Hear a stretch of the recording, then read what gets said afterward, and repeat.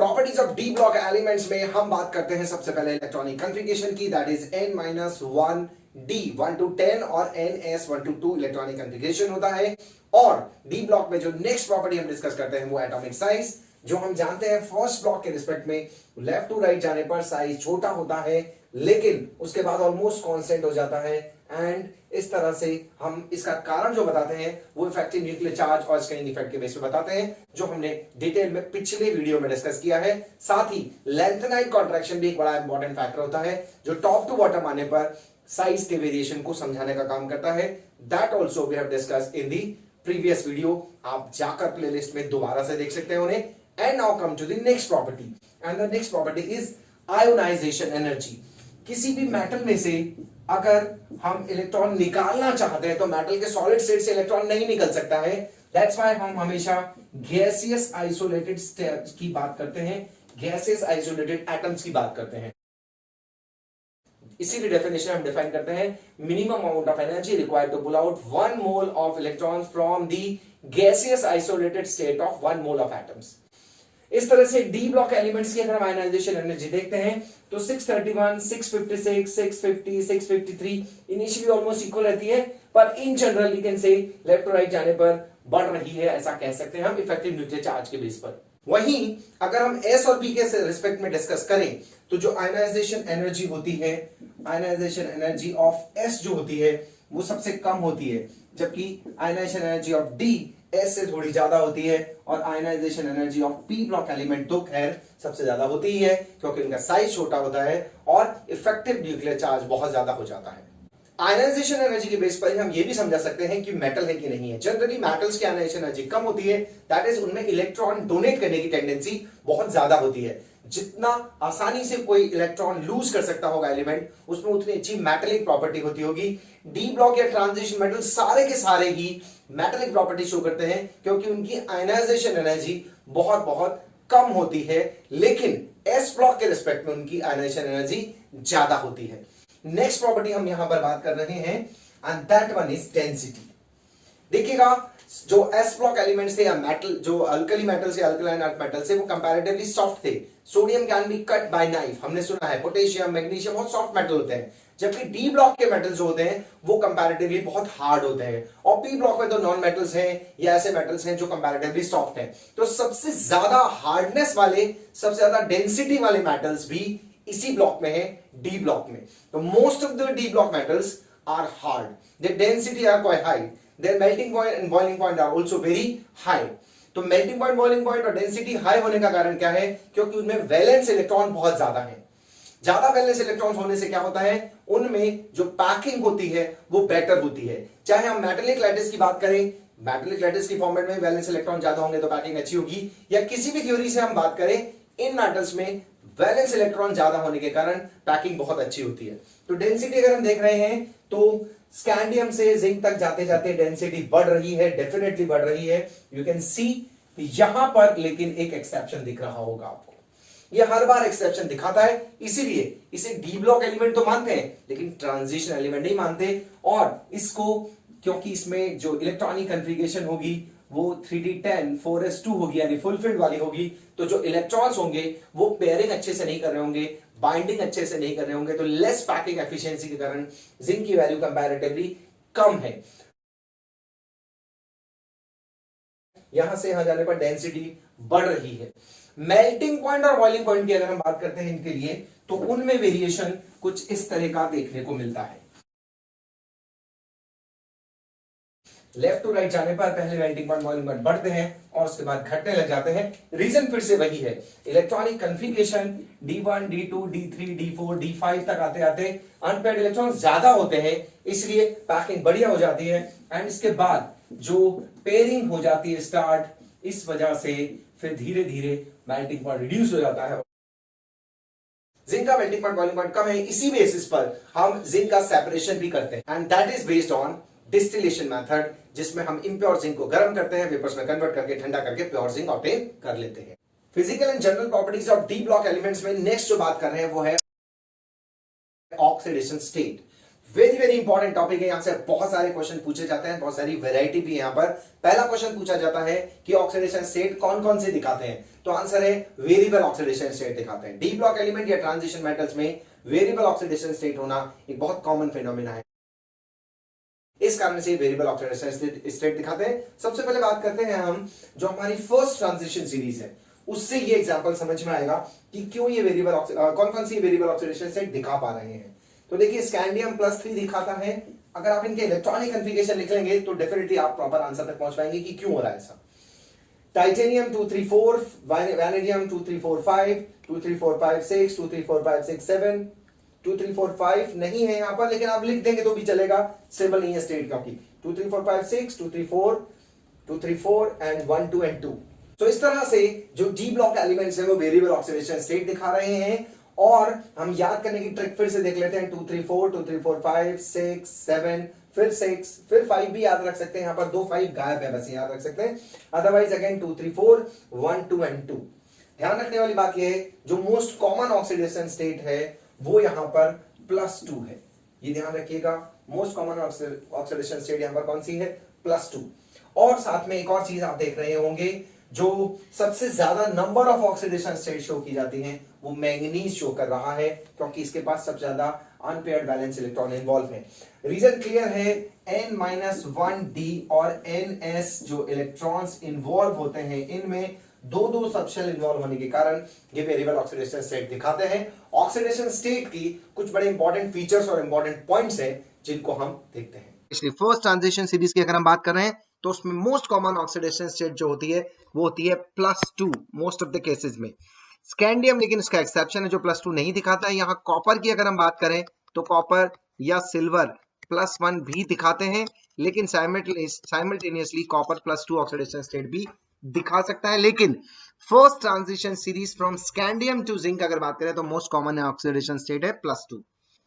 Highest number of oxidation state जो दिखाया जाता है वो है, हाईएस्ट नंबर की बात कर रहा हूं, दैट इज मैंगनीज।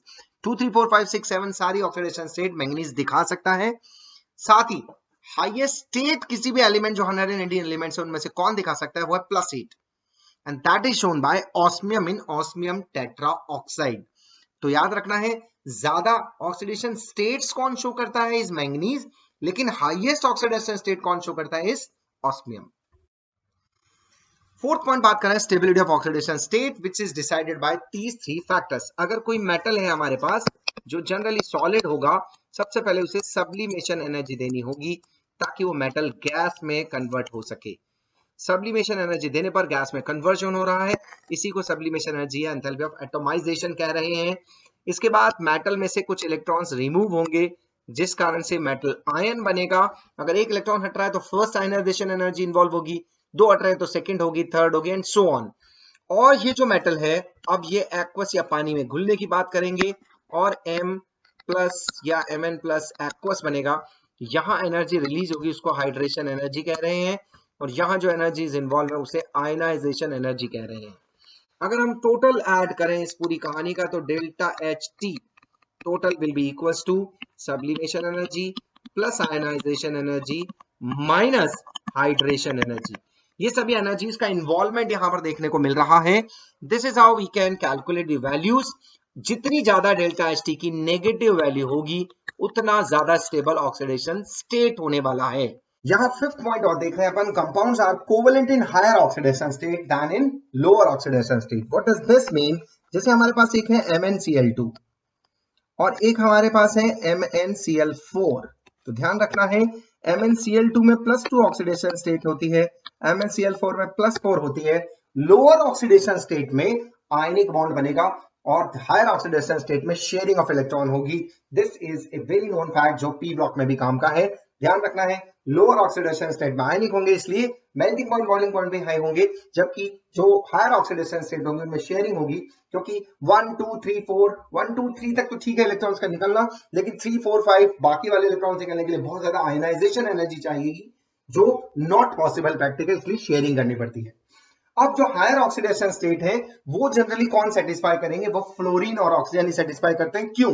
क्योंकि उन्हें जो ये दोनों एलिमेंट्स की मैं बात कर रहा हूँ, स्पेशली ऑक्सीजन की बात कर रहा हूँ, उसका साइज भी छोटा है तो वो अकोमोडेट कर सकता है सेंट्रल एटम बहुत सारे को, प्लस ऑक्सीजन का चार्ज डेंसिटी भी ज्यादा है। इसी तरह से फ्लोरीन का माइनस चार्ज भी -1 है और साइज भी बहुत छोटा है। तो यहाँ पर कौन जुड़ सकता है हायर ऑक्सीडेशन स्टेट्स में? आंसर है ऑक्सीजन और negatively charge fluorine. Higher oxidation states are generally satisfied by fluorine and oxygen. That is why जितने भी कंपाउंड्स अपन पढ़ेंगे, चाहे वो Cr2O7 2- हो हायर ऑक्सीडेशन स्टेट में, या MnO4- हो, इनमें ऑक्सीजन ही मेनली एलिमेंट इन्वॉल्व होता है जो कंपाउंड बनाने में काम आ रहा है हायर ऑक्सीडेशन स्टेट्स में। एलॉयज के बारे में हम बचपन से जानते हैं, छोटी क्लासेस में हमने पढ़ा है alloys are homogeneous mixture of two or more metals और metals with non metals, right. D block metals में भी बड़ी प्यारी टेंडेंसी देखने को मिलती है और डी ब्लॉक मेटल्स भी जो है वो एलॉय फॉर्म करते हैं, यानी कि होमोजेनियस मिक्सचर बना सकते हैं मेटल्स के आपस में मिलने के कारण। What is the cause of alloy formation, उसका ध्यान रखते हैं। जितने भी डी ब्लॉक मेटल्स की हम बातें कर रहे हैं वो सब के सब कुछ फिक्स फॉर्मेट में क्रिस्टलाइज होते हैं, या तो बीसीसी में हो रहे होंगे, सीसीपी में हो रहे होंगे, एचसीपी में अरेंज हो रहे होंगे। तो इनके अरेंजमेंट काफी सिमिलर है। इतने सारे एलिमेंट्स हैं, मोर देन 40 के करीबी एलिमेंट्स हैं, उन सब में जो वेरिएशन है वो 3, 4, 5 जो पॉसिबिलिटीज ऑफ लैटिस है उन्हीं में अरेंज होते हैं। तो इसलिए जब इनको होमोजेनियसली मिक्स किया जाता है तो they can replace each other from their lattices, और होमोजीनियसली ये एक दूसरे को रिप्लेस करके होमोजेनियस मिक्सचर बना सकते हैं। जैसे आपने सुना होगा जिंक और कॉपर का एक बहुत फेमस एलॉय है। तो एलॉयज की एक छोटी सी लिस्ट हम आपके साथ शेयर कर रहे हैं। कोशिश कीजिएगा इनको धीरे धीरे याद करने की। परसेंटेज भी यहां दे रखी है, लेकिन जरूरी नहीं है परसेंटेज आप याद करें, लेकिन ट्राई जरूर कीजिएगा। यहां से कॉम्पिटिटिव एग्जाम में क्वेश्चन पूछा जाता है, बोर्ड्स में सिर्फ ये क्वेश्चन पूछा जाता है कि डी ब्लॉक एलिमेंट्स एलॉय क्यों बनाते हैं। उसका कारण है क्योंकि वो मोस्ट ऑफ द केसेस में एक जैसे क्रिस्टल्स में क्रिस्टलाइज हो रहे होते हैं and they have almost similar size, so they can replace each other in their respective lattice. Alloys बहुत ही इंपॉर्टेंट टॉपिक हम डिस्कस कर रहे थे, होमोजेनियस मिक्सचर, जहां पर बहुत सारे एग्जांपल्स यहां पर हमने स्क्रीन पर शेयर किए आपके साथ। इनमें से कुछ हैं जैसे जर्मन सिल्वर। जर्मन सिल्वर पर बहुत ज्यादा क्वेश्चन पूछे जाते हैं प्यारे बच्चों, क्योंकि German silver is the alloy which consist of 0% silver. नाम जर्मन सिल्वर है लेकिन सिल्वर नाम की कोई चीज नहीं, बिल्कुल वैसे ही जैसे गुलाब जामुन में ना गुलाब है ना जामुन है। बट जर्मन सिल्वर में कॉपर 50%, जिंक 25% और निकल 25% है, और इसका जो काम है वो केबल वायर्स बनाने में, ज्वेलरी में काम में लेते हैं। डच मेटल ऐसे कॉपर जिंक होता है, आर्टिफिशियल ज्वेलरी में काम आ रहा है। Phosphorus bronze, magnesium, aluminium bronze, बहुत सारे ऐसे एग्जांपल्स हैं। इनमें से माय पिक इज, हमें गन मेटल जरूर ध्यान रखना है, कॉपर, टिन और जिंक है, और कॉपर, जिंक और निकल वाला जर्मन सिल्वर हमारे पास है। इसके अलावा बहुत सारे और मेटल्स भी हैं। एक बेल मेटल है जो आपके स्कूल में घंटी बजती है, कॉपर और टिन होता है उसमें से, टिन टिन टिन बेल जो बनती है, इसीलिए इसको बेल मेटल भी कहते हैं। We have so many other examples also, so we can learn them. जो हमारे डेंचर, दांत में जब जो कीड़ा हो जाता है, लग जाता है, उसे जो हटाने के लिए मिक्सचर यूज करते हैं, जिसे बोलते हैं चांदी भर्दी है। उसमें चांदी नहीं, टूथ फिलिंग में सिर्फ चांदी तो 33% है, rest of the things are mercury, tin, copper and zinc. इसी तरह से एक और बहुत ही इंटरेस्टिंग मेटल है, दैट इज वुड मेटल, जिसमें लेड, टिन, कैडमियम और बिस्मथ है, जो ऑटोमेटिक स्प्रिंकलर्स में काम में लिया जाता है। कंपैरेटिवली इसका वेट उसके अकॉर्डिंग सेट किया जा सकता है। So these are few alloys which we must learn, especially for competitive exams, especially NEET exams में पूछ लिया जाता है कौन से एलॉय में कौन कौन से मेटल्स है, कितना परसेंट मेटल है। पढ़िएगा, इंटरेस्टिंग है, बहुत ही अच्छी सी कहानी दे रखी है। अगर आप पढ़ेंगे और स्पेशली इनके यूजेस देखेंगे वीडियो पॉज करके, you will enjoy. Interstitial compound बनाना भी एक बहुत इंपॉर्टेंट क्वालिटी है, प्रॉपर्टी है डी ब्लॉक एलिमेंट्स की। What are interstitial compound? ऐसे कंपाउंड जिनमें मेटल्स के बीच में कार्बन, हाइड्रोजन जैसे कुछ एलिमेंट्स फंस जाते हो, ट्रैप हो जाते हो इंटरस्टिशियल वॉइड्स में जाके, खाली जगह में जाके सिर्फ बैठ जाते हो, केमिकली कंबाइन नहीं कर रहे, but they are just fitting into the space available within the lattice. ऐसे कंपाउंड्स को बोलते हैं इंटरस्टिशियल कंपाउंड। ये कंपाउंड्स नॉन स्टाइक्योमेट्रिक भी होते हैं। नॉन स्टाइक्योमेट्रिक मतलब सिंपल रेशो में कंबाइन करें, ऐसा भी नहीं होता है बहुत बार। एग्जांपल देखते हैं, जैसे टीआईसी, तो टाइटेनियम मेटल में कार्बन जाके फिट हो गया, बॉन्ड नहीं बनाया किसी तरह का। ऐसा नहीं समझेंगे कि कार्बन +4 -4 वैलेंसी है, नहीं। Mn4n, there is no valency here. The reason being they are not bond, they are not forming bond. They are just getting inserted into interstitial voids, they are trapped there only, and they are not forming bond, any type of bond. Fe3H, VH 0.56. You can see the ratio is not simple one. That is, they are not combining with a stoichiometric ratio. They are not combining in a specific stoichiometric ratio. They are just getting inserted into the lattice and the interstitial void available in the lattice. देखिए, मान लेते हैं metals में ऐसा कुछ हो रहा है. ये मेटल्स के कैर्नल हैं. कैर्नल है यानी कि they are the positive part of metal, और जो उनका वैलेंस इलेक्ट्रॉन होते हैं वो यहां इस तरह से फिल्ड होते हैं. जो खाली जगह दिख जाती है इन्हें बोलते हैं हम इंटरस्टिशियल वॉइड्स. इन इंटरस्टिशियल वॉइड्स में जाके कार्बन, हाइड्रोजन, नाइट्रोजन जैसे एटम्स फिट हो जाते हैं और इस तरह के इंटरस्टिशियल कंपाउंड बनाते हैं. इन कंपाउंड्स के बनने के कुछ बेनिफिट भी हैं, कुछ फायदे भी हैं. अगर ये कंपाउंड से क्या क्या क्वालिटीज देखने को मिलती है, प्रॉपर्टीज क्या होती हैं, they are more harder than the original metal. Harder than metal, ऐसा हो रहा है. हार्डर देन मेटल है, मेटल से भी ज्यादा हार्ड हो जाते हैं, क्योंकि मेटल में जो खाली स्पेस बची थी वो भी ऑक्यूपाई हो जाती है. ऐसा देखा गया है इनके melting point and boiling point भी कंपैरेटिवली बहुत ज्यादा होते हैं. And third very important point, ये जो होते हैं इनकी मेटेलिक जो कंडक्टेंस होती है उसे लॉस नहीं कर रहे हैं. मेटेलिक जैसे मेटल्स गुड कंडक्टर होते हैं, ये भी गुड कंडक्टर रहते हैं. मैं ये पॉइंट्स प्रॉपर्टीज किसकी बता रहा हूं, इंटरस्टिशियल कंपाउंड्स की बता रहा हूं. एंड ये केमिकली इनर्ट भी होते हैं. अच्छी बात ये है कि ये केमिकली कैसे होते हैं प्यारे बच्चों, they are chemically inert. That is कितना बेनिफिट हो गया है, हार्ड हो गए हैं. Even their hardness matches the hardness of diamond in some cases. Melting point, boiling point भी ज्यादा है कंपैरेटिवली, यूज करना आसान हो गया. मेटेलिक कंडक्टर है तो इनसे वायर्स वगैरह भी बना सकते हैं अगर हमें कहीं हार्डनेस ज्यादा चाहिए. एंड केमिकली रिएक्ट भी नहीं कर रहे हैं. So this is how we can form interstitial compound from metals. Coordination compound या कॉम्प्लेक्स कंपाउंड बनाने की टेंडेंसी भी बहुत इंपॉर्टेंट है, जो डी ब्लॉक एलिमेंट शो करते हैं. कॉम्प्लेक्स कंपाउंड क्या होते हैं, जिसमें एक सेंट्रल मेटल होता है और इलेक्ट्रॉन पेयर डोनर्स, जिन्हें हम लिगेंड्स कहते हैं, वो इलेक्ट्रॉन पेयर डोनेट करके मेटल के साथ बॉन्ड बनाते हैं. ये कॉम्प्लेक्स कंपाउंड की कहानी है. सेपरेट वीडियोस में हमने एक पूरा सेगमेंट बना रखा है, एक प्लेलिस्ट बना रखी है कॉम्प्लेक्स कंपाउंड की. यहां हम सिर्फ बात कर रहे हैं कि डी ब्लॉक मेटल्स क्यों कॉम्प्लेक्स बना सकते हैं.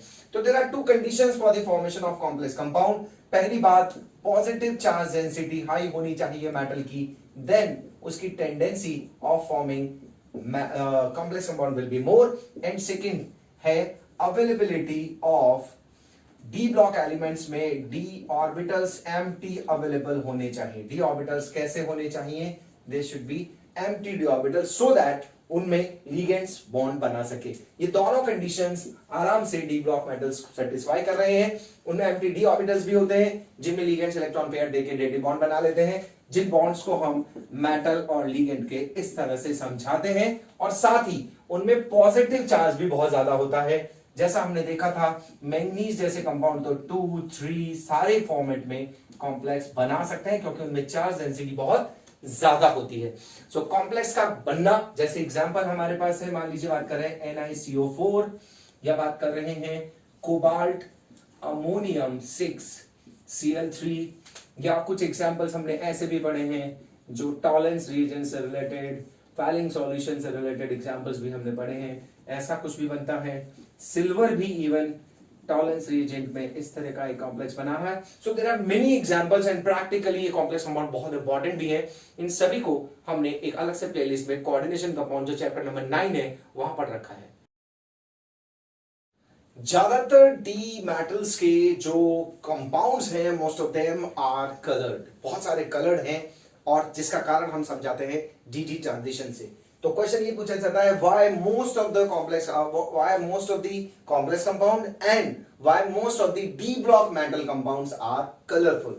और उसका हम एक ही आंसर लिख के आते हैं सिंगल फ्रेज में, दैट इज डी ट्रांजिशन. ये हमें जरूर ध्यान रखना है. और डी ट्रांजिशन क्या होता है ये हम पहले वीडियो में भी आपसे डिस्कस कर चुके हैं. इसी कारण से इनका नाम ट्रांजिशन एलिमेंट पड़ा था. डी ऑर्बिटल्स सेम एनर्जी वाले डी जनरेटेड होते हैं, कंपाउंड बनाने के कारण एनर्जी ज्यादा हो जाती है एंड फिर फाइनली वो टोटे हो जाते हैं, स्प्लिट हो जाते हैं दो में, और फिर इलेक्ट्रॉन्स का आना जाना लगा रहता है इनमें से, दैट इज Eg और T2G में से इलेक्ट्रॉन्स बार बार ऊपर नीचे आते जाते रहते हैं, जिस कारण से कलर डेफिनेट इम्पार्ट किए जा सकते हैं। इसी कारण से कलर आते हैं, यानी कि इलेक्ट्रॉन एनर्जी असेंड करके हायर लेवल पे चला जाएगा।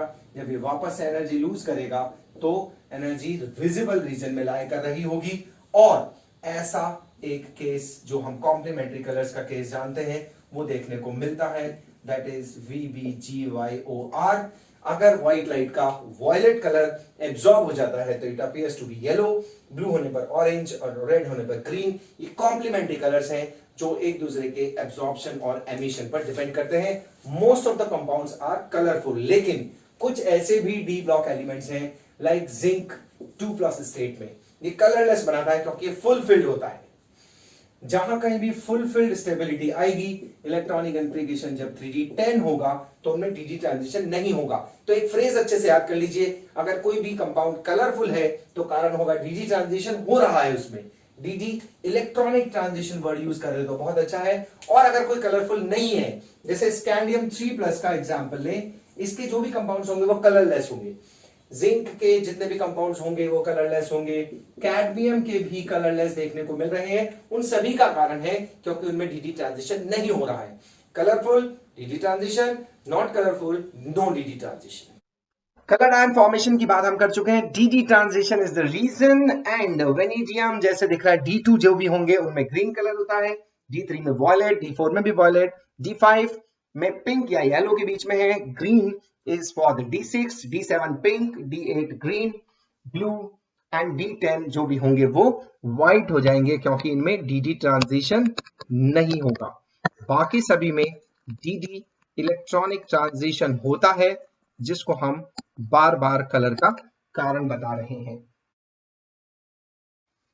So magnetic properties of D block elements को अगर हम देखें तो ये सारी कहानी डिपेंड करती है अनपेयर्ड इलेक्ट्रॉन्स पर। वैसे ब्रॉडली क्लासिफाई करें तो 3 क्लासिफिकेशन होती है मैग्नेटिक प्रॉपर्टीज के बेस पर। सब्सटेंस पैरामैग्नेटिक हो सकता है, डायमैग्नेटिक हो सकता है या फेरोमैग्नेटिक हो सकता है।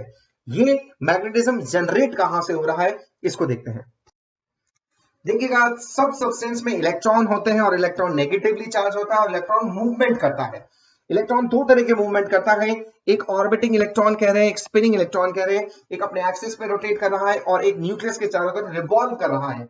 दोनों ही कंडीशन में चार्ज मूव कर रहा है and moving charge particle has some magnetic property.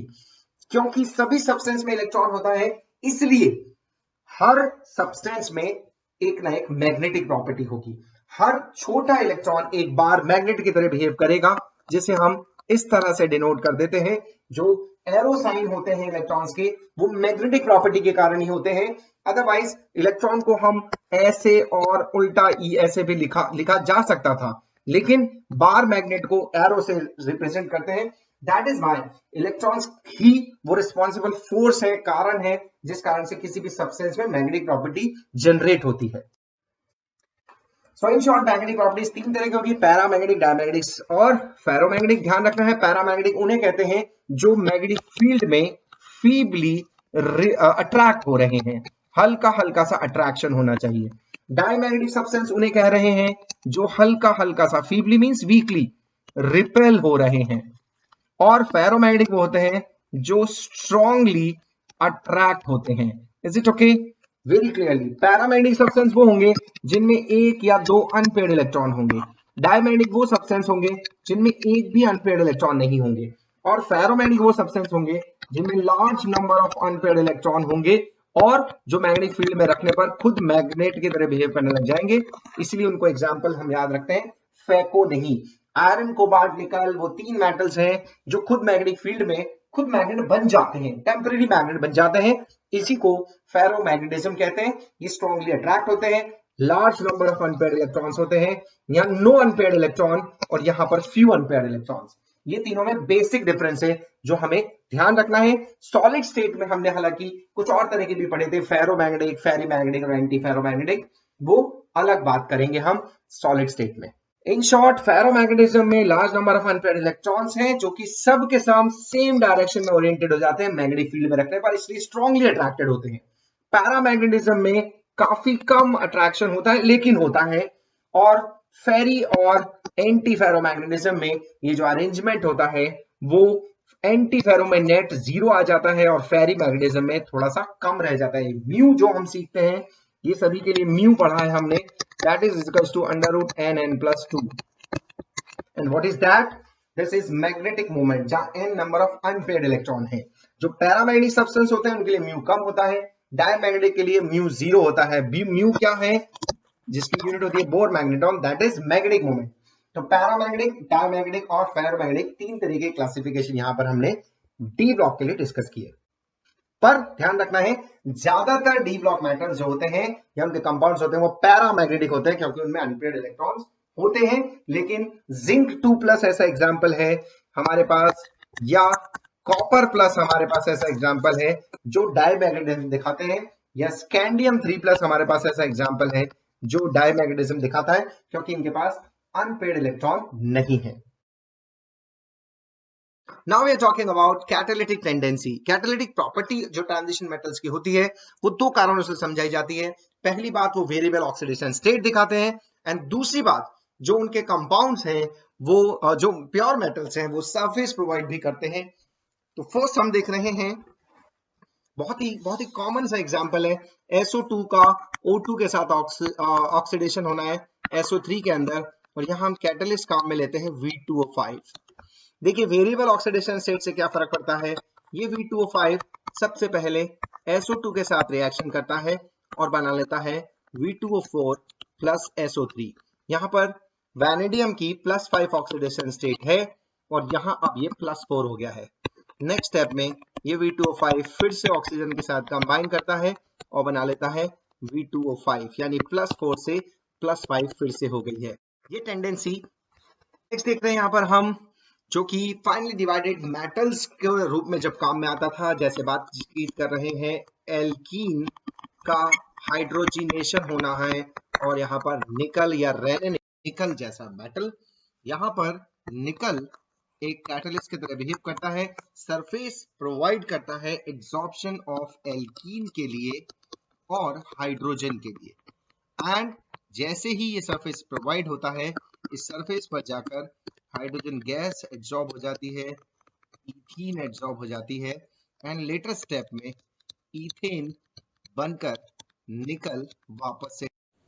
सो इस तरह से बहुत सारी physical and chemical properties of D block हमने डिस्कस करी, जिसमें कैटलिक टेंडेंसी, पीरियोडिक ट्रेंड्स की बातें करी, density, melting point, boiling point, ionisation energy, metallic tendency. साथ ही बहुत सारी प्रॉपर्टीज ऐसी भी हैं जो मेटल्स की होती है, that is they are malleable, ductile, ये सारी प्रॉपर्टीज भी इन्हें देखने को मिलती हैं। तो मेटल्स की या डी ब्लॉक मेटल्स की या ट्रांजिशन मेटल्स की इन सब प्रॉपर्टीज से बहुत इंटरेस्टिंग क्वेश्चंस बनते हैं, बोर्ड में डायरेक्ट क्वेश्चन बनते हैं। आप इन वीडियो को 2-3 बार और देखिएगा और जॉट डाउन कीजिएगा और साथ में एनसीईआरटी के क्वेश्चंस भी अटेम्प्ट कीजिए।